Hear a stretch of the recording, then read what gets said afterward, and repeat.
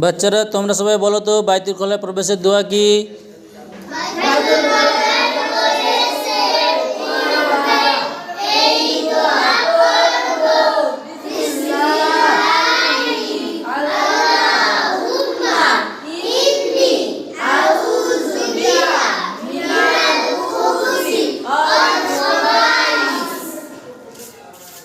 চলো তুমি বলো।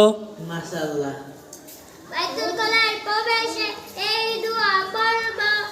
বিসমিল্লাহি আল্লাহুম্মা ইন্নী আউযু বিকা মিনাল খুবুসি ওয়াল খবাইস। অর্থ, আল্লাহ, আমি আল্লাহর নাম নিয়ে প্রবেশ করছি।